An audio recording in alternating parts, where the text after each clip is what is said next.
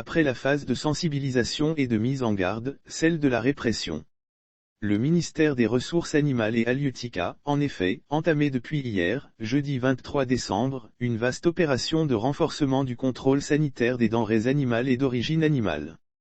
Prévue du 23 au 30 décembre, cette opération se déroulera sur toute l'étendue du territoire national. À cet effet, plusieurs équipes du ministère, composées des services vétérinaires, d'agents du district autonome d'Abidjan, d'éléments de la police nationale et d'agents des mairies, ont effectué des contrôles inopinés dans certains quartiers d'Abidjan, en vue de s'assurer du respect de l'arrêté ministériel du 22 novembre 2021, interdisant la vente de volailles en dehors des marchés conventionnels. Il s'agissait également de s'assurer du respect de la loi interdisant l'abattage des porcs, en dehors de la Société ivoirienne d'abattage et de charcuterie, SIVAC. Au cours de l'opération, près d'une tonne de viande de porc a été saisie aux environs de 6 heures du matin, dans la commune de Yopougon. Selon Dr Kalo Vessali, directeur des services vétérinaires, il s'agit d'au moins 12 porcs abattus dans la clandestinité. Dans la commune de Koumassi, l'opération a permis à l'équipe du ministère des Ressources animales et halieutiques de saisir une vingtaine de poulets vendus en dehors des marchés conventionnels. Les équipements et autres abris de fortune où sont entassés les poulets ont été détruits sous le regard impuissant des propriétaires. Dr Komara Moussa, directeur régional d'Abidjan au ministère des Ressources animales et halieutiques, a expliqué pourquoi il n'est pas normal que la volaille vivante se vende dans la rue, en dehors des marchés conventionnels.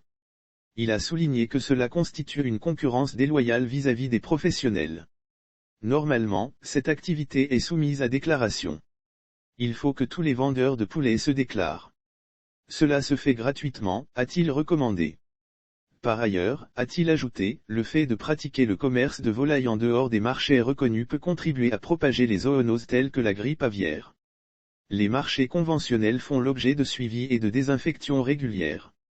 Ils sont sous surveillance administrative et technique.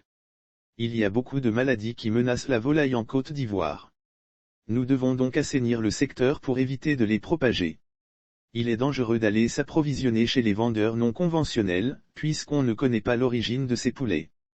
60% des maladies qui s'attaquent aux humains proviennent des animaux. Nous demandons à la population de s'approvisionner uniquement dans les marchés conventionnels et les points agréés, a-t-il insisté. Une troisième équipe de contrôle s'est rendue, quant à elle, dans quelques supermarchés pour s'assurer que les denrées sont conservées dans les conditions requises. Cette visite inopinée a permis à Dr Traoré Vamara, chef du service restauration collective et son équipe, de toucher du doigt les réalités du terrain. Ils ont passé en revue les lieux de stockage des produits, notamment les chambres froides.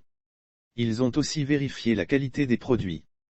Nous sommes venus voir comment les produits sont conservés ici, quel type de robinets sont utilisés, quelle est la situation au niveau de l'hygiène dans les toilettes, comment les travailleurs se désinfectent les mains, une fois sortis des toilettes, etc.